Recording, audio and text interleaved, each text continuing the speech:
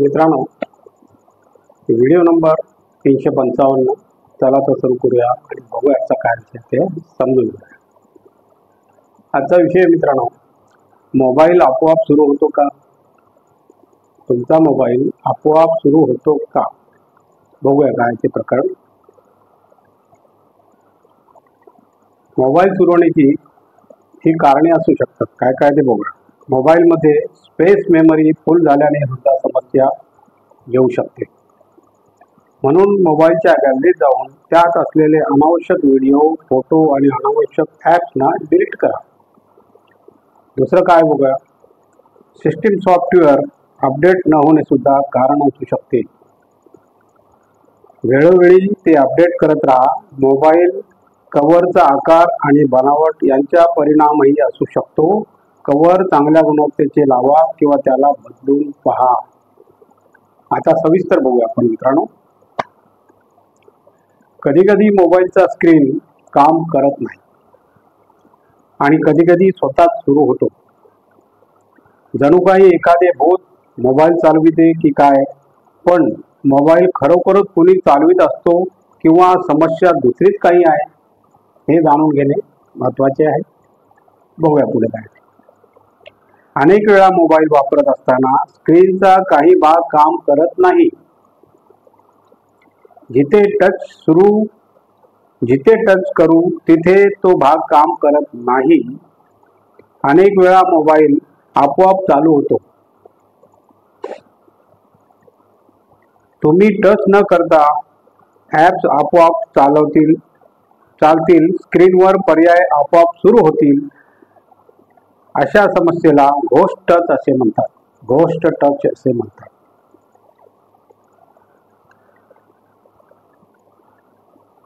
आपल्याला वाटू लागते की मोबाईल खराब झाला आहे.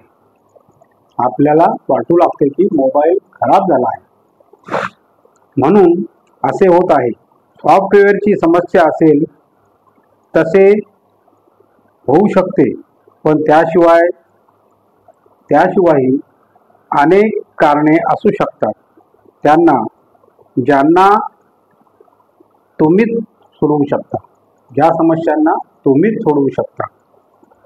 मोबाईल चार्जर असे बऱ्याच वेळा होते.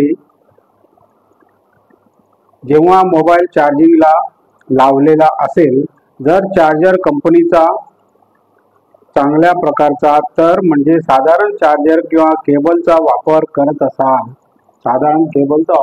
असाल, त्यामुळे मोबाईलमध्ये अडथळा निर्माण होऊ शकतो. पुढे बघूया. प्रत्यक्षात होते असे की हे चार्जर आणि केबल डिजिटलायझेशनची कार्यक्षमता यांना प्रभावित करते. डिजिटलायझेशन असा सेन्सर आहे जो टच इनपुटची माहिती मिळवितो. जर चार्जिंगच्या वेळेस मोबाईलची सिस्टीम काम करत नसेल तर तो चार्जर किंवा केबल बदलणे योग्य ठरेल. दुसऱ्या एखाद्या चार्जरने मोबाईल चार्ज करून पहा. स्क्रीन खराब असणे. कोणत्याही हालचालीसाठी मोबाईल डिस्प्लेचा सरळ संपर्क बोटाने व्हायला हवा. बोटाने स्क्रीनवर धूळ किंवा घाण जमा होऊ शकते. त्यामुळे टच स्क्रीन योग्य प्रकारे काम करू शकत नाही. म्हणून मोबाईल स्क्रीनला स्वच्छ ठेवा आणि त्याची आठवड्यातून एकदा स्वच्छता जरूर करा. Very good. त्यासाठी आधी मोबाईलला बंद करा. मग स्वच्छ, मुलायम आणि ओलसर कपड्याने स्क्रीन साफ करा. पुन्हा कोरड्या कपड्याने साफ करा. फोन केस सुद्धा काढून स्वच्छ करून लावा. स्क्रीनचा संरक्षक. मोबाईल स्क्रीन आणि स्क्रीन गार्ड किंवा टेम्पर्ड ग्लासच्या दरम्यान धूळ असल्यानेही टच समस्या येऊ शकते. स्क्रीन प्रोटेक्टरला काढून टाका आणि स्क्रीन चांगल्या प्रकारे साफ करा. मग नवीन स्क्रीन प्रोटेक्टर लावा. प्रोटेक्टर योग्य गुणवत्ता असलेलाच निवडा. Very good. कारण त्यामुळे मोबाईलच्या टचवर फरक पडतो. जे प्रोटेक्टर खराब गुणवत्तेच्या सामग्रीपासून तयार झालेले असतात ते मोबाईल स्क्रीनला वाचविण्याऐवजी स्क्रीनचा स्पर्श संवेदनशीलतेवर प्रभावित करतात. स्क्रीन किंवा प्रोटेक्टर क्रॅक होणे किंवा टच केल्याने सुद्धा घोस्ट टचची समस्या येऊ शकते. अनेक ॲप सुरू राहणे. मोबाईलमध्ये खूप सारी ॲप्स एकत्र सुरू राहिल्याने समस्या येऊ शकते. अनेक लोक रोज वापरण्याची ॲप सुरू करूनच ठेवतात. खरे तर जेव्हा अनेक ॲप सुरू असतात तेव्हा त्यामुळे सॉफ्टवेअर स्तरावर अनेक प्रकारची गडबड होते आणि टच काम करीत नाही. अशा स्थितीत हे चांगले राहील की मोबाईलमध्ये अनेक ॲप्स एकत्र सुरू करू नका. काम केल्यानंतर त्यांना बंद करत राहा.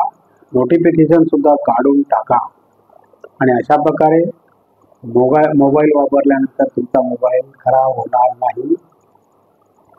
आणि अशा प्रकारे आपला आजचा व्हिडिओ संपलेला आहे. आणि तुम्हाला जर माझा व्हिडिओ आवडला तर लाईक करा, शेअर करा, सबस्क्राईब करा आणि कॉमेंट जरूर करा. नमस्कार. जय हिंद.